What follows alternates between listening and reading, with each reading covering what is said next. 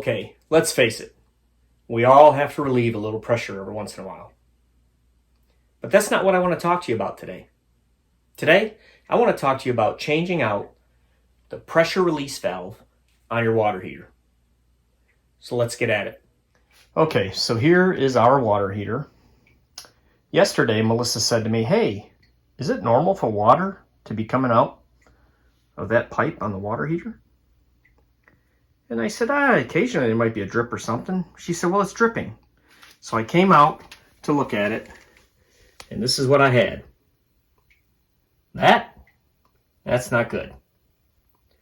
So what we want to do is change out this pressure release valve. Probably what's wrong. I believe this water heater is about 7 years old or so it should still be pretty good. Every once in a while I'll drain it and let the pressure out and everything and kind of let it clean itself out. And my guess is that this pressure release valve is going bad. First thing you need to do is get up to your valve and look at that collar. Take a picture of it, go up to your Home Depot, local plumbing store, wherever it is you're going to get your parts, and get the same part. They're very specific, and you want the one that's right for your water heater. Okay, so one of the first things you want to do is you want to turn your water heater off. Or some thermostats or some mechanisms here have a vacation mode or a pilot mode. This happens to be all electronic, so I'm just going to turn this off, like so. The next thing you want to do is you want to turn off your cold water inlet.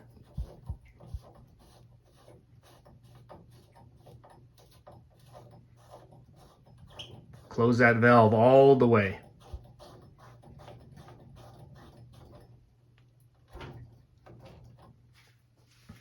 Okay. The next thing we're going to do is we want to drain the water out of the water heater up to this level so that we can change this and a bunch of water isn't coming out. So on my particular water heater, this happens to be a screwdriver fitting. So I'm going to loosen this. Mine already has a hose hooked up to it that goes into my sump pump. If yours doesn't, you'll want to hook up a hose to this and run it somewhere to where it can drain out without affecting anything, obviously. The water is going to be hot.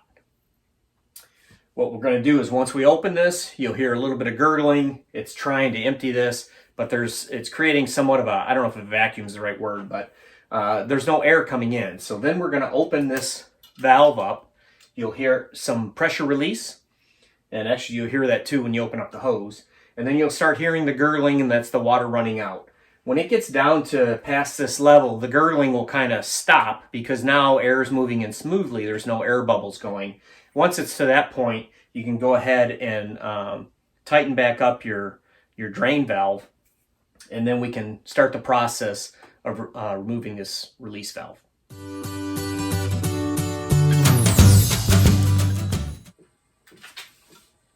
Okay, you probably can't hear that.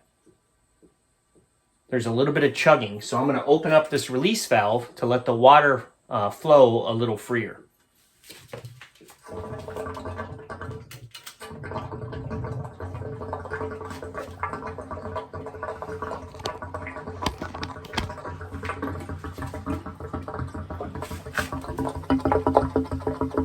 Can you hear that gurgling?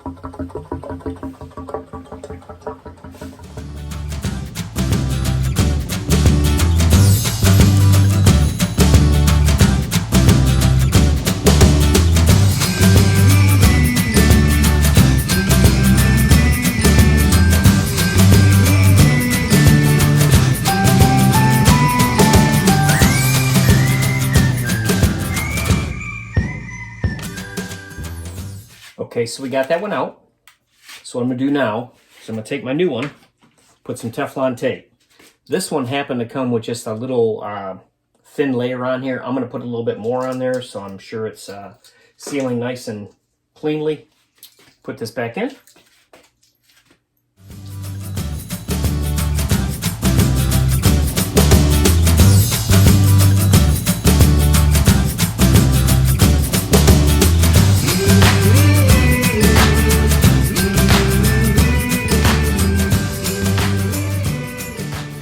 you'll know when you're not going to get another revolution on this, that's enough. So I've got that pretty close to plumb. I'm going to tighten this just a touch more. Just so when I put this pipe back on, it's nice straight down.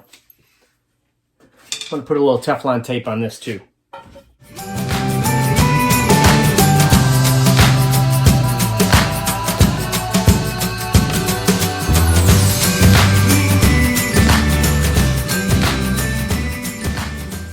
That's pretty snug.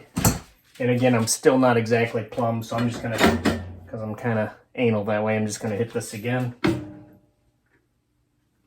Get that kind of straight up and down. Now what we're going to do is basically turn the unit back on, turn on the cold water, it'll fill up, it'll get under pressure, and we'll see if we fixed it.